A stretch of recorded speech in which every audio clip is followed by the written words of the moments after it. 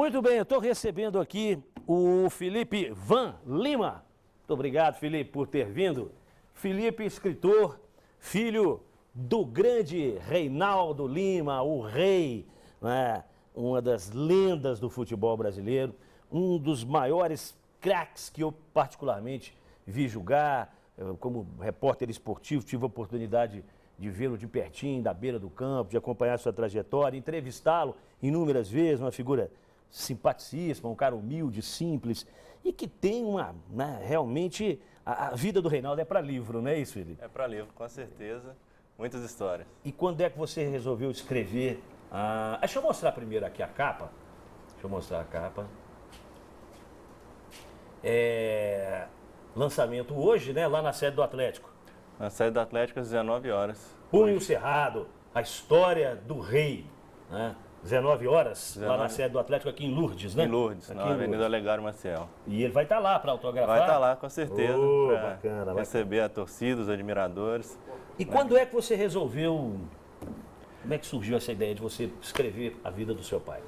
Eu acho que é um desejo antigo, porque eu sempre tive o privilégio de escutar muitas histórias, né? Desde criança, todo mundo vinha me contar as histórias do meu pai. Você não viu o seu pai jogar assim, muito pequeno, né? Não vi. Quando ele parou, eu ainda era muito pequeno, ainda bebê, né? Praticamente. Mas eu sempre escutei muitas histórias. Onde eu ia, as pessoas me contavam histórias, me narravam lances. E aí despertou sempre uma curiosidade, um interesse muito grande, né? De conhecer melhor, de entender melhor essa história, né? Então eu fazia as jogadas assim na cabeça, imaginava, e não pude, né, dar prosseguimento aí, né, na carreira de jogador, né? Você tentou? Não, porque eu não tenho talento, né? Eu faço uns golzinhos no final de semana aí. Né? Mas tá bom. E aí eu optei por contar, então, alguma dessas jogadas, desses gols. Né? Tenho talento para escrever. Sim.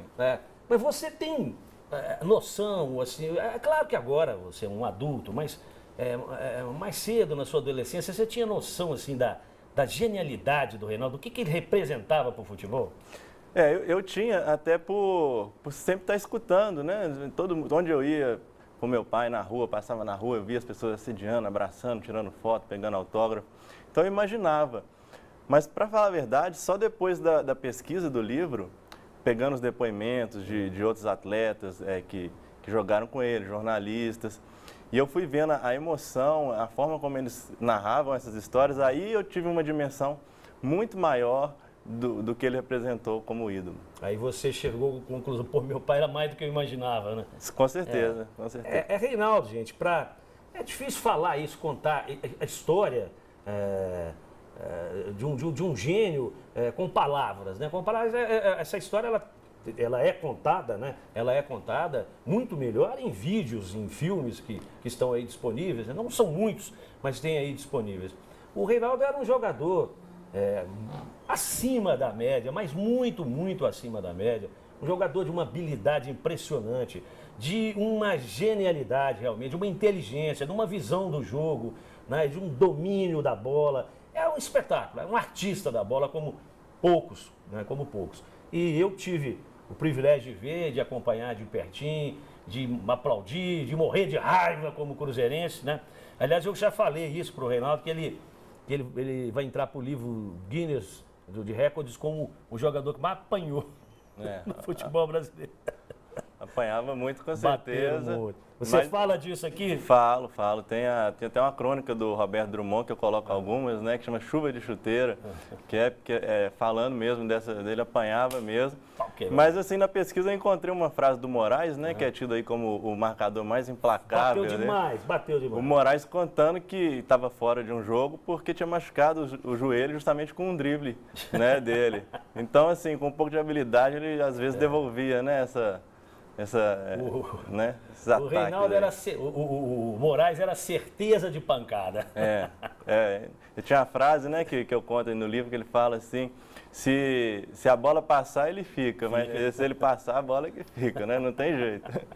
Mas é isso. Bom, o livro, eu acho, né, que deve ter deve abordar logo o início da carreira. Como é que foi?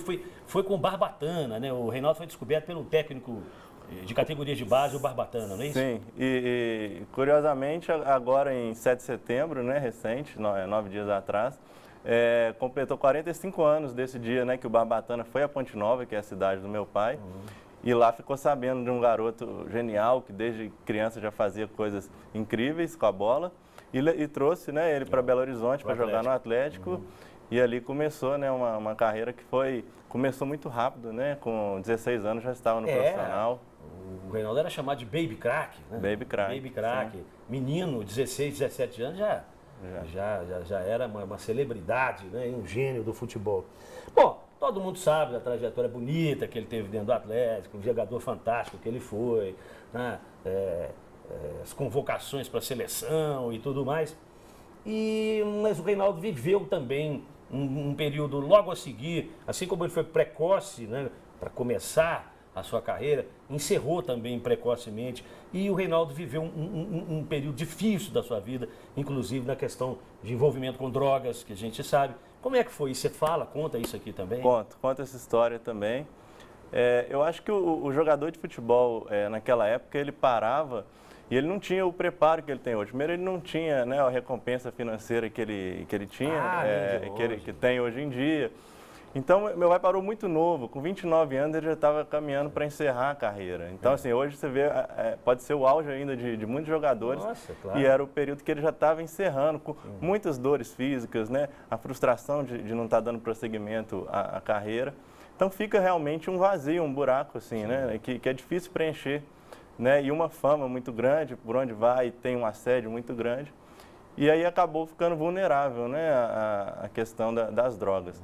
Mas eu conto do envolvimento, mas mais do que isso eu conto de como ele saiu dessa superação, que eu acho que é uma história bonita e inspiradora, né, de superação. Mesmo, claro.